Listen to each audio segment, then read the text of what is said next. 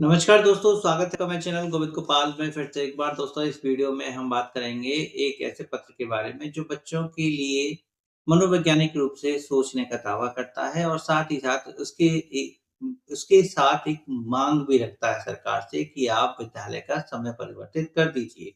जी हाँ, ये पत्र विद्यालय समय परिवर्तन को लेके है, वो भी आरटीई के नियमों के अनुसार विद्यालय समय संचालित करने की बात कही गई है। यूपी के स्कूलों में स्थायी समय सारणी लागू करने की बड़ी मांग रखी है शिक्षक संगठन में। जैसे में हम बात करें कि ग्रीष्मकाल जो प्रस्ताव रखा गया है, वो रखा गया है 1 अप्रैल से 30 सितंबर। 1 अप्रैल से 30 सितंबर में जो स्कूल का टाइम होना चाहिए, वो 7:30 से 12 बजे तक का होना चाहिए और ये शायद पहले होता था, बहुत पहले यानी कि लगभग 2000 के 2005 के आस-पास ये टाइम रहता था। यही टाइम होते थे स्कूल के।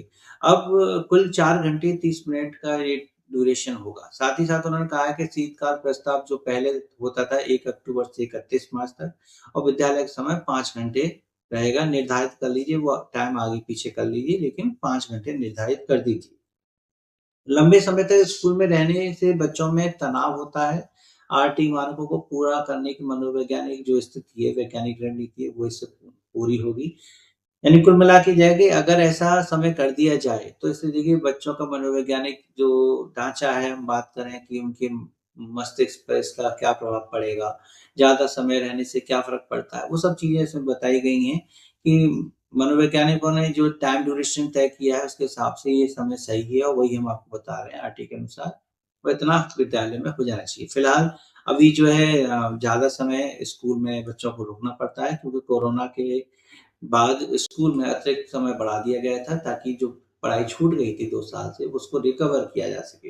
लेकिन अब स्थिति सामान्य होने के बाद अब उस बढ़े हुए समय को वापस करने की माँग शिक्षक संगठन उठा रहा है। राष्ट्रीय शैक्षिक महासंघ ने बाल मनोविज्ञान और आरटी 2009 के आधार पर शासन को ये प्रस्ताव भेजा है।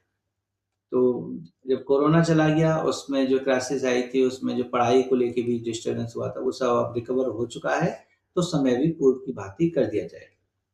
शिक्षा का अधिकार आरटी 2009 9 जो है वो कानूनी मानक क्या कहता है? वो ये कहता है कि प्राथमिक विद्यालय कक्षा 1 से 5 तक के जो हैं वो 200 कार्य दिवस यानी साल में 365 दिन में 200 दिन तो स्कूल खुलना ही चाहिए और 800 शैक्षिक घंटे होने चाहिए, इतना तो होना चाहिए।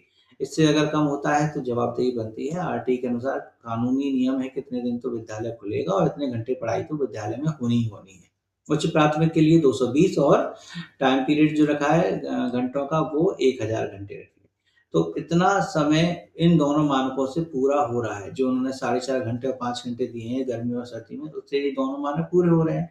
यानी कुल मिला के किसी भी कानूनी तौर पर कोई बाधा नहीं आएगी, किसी भी नियम का उल्लंघन नहीं होगा, सब कुछ उसी के अंतर्गत आ रहा है। और ये नियम के अनुसार भी छोड़ के अगर मनोवैज्ञानिक रूप से भी सोचें तो भी बच्चे के लिए बहुत अच्छा है। शिक्षकों के लिए भी अच्छा बताया है।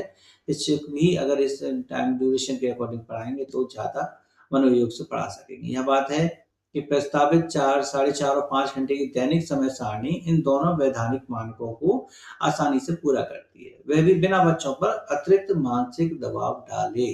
जी हाँ, आप समझ रहे हैं कितनी गर्मी पड़ती है और अभी भीषण गर्मी चल रही है और जिसकी वजह से विद्यालयों के समय परिवर्तित कर दिए गए हैं।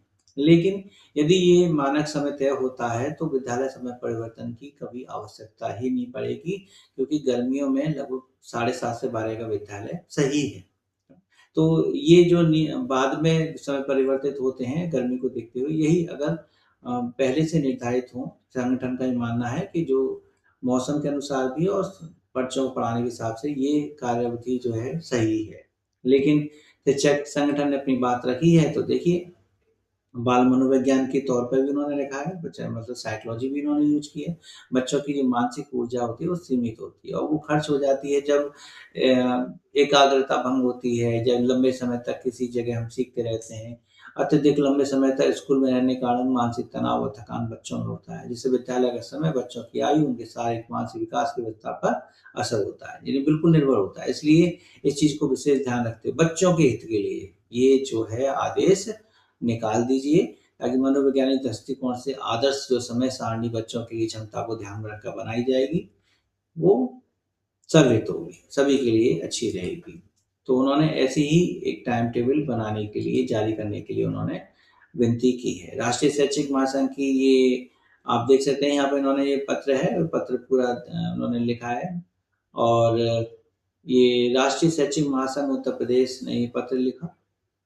प्रमुख सचिव बेसिक शिक्षा विभाग उत्तर प्रदेश शासन एवं महानिदेशक स्कूल शिक्षा उत्तर प्रदेश के नाम। आप बताइए कि क्या विद्यालय का समय पूर्व की भांति जैसे पहले चलते थे वैसे ही चलना चाहिए या जो उन्होंने समय दे रखे हैं 4:30 और जूनियर के लिए 5 या 4:30 और 5 घंटे जो गर्मी और सर्दी के हैं, क्या उसके अनुसार सही है? अपने विचार नीचे कमेंट करके ज़रूर बताइएगा। अच्छे लगे हों तो वीडियो को लाइक कीजिएगा, चैनल पर नए हो तो चैनल को सब्सक्राइब कर लीजिए ताकि बेसिक से जुड़ी अपडेट हम आपको देते रहें। मिलेंगे आपसे अगली वीडियो में ऐसी खुशी अपडेट के साथ, तब तक के लिए नमस्कार, जय हिंद।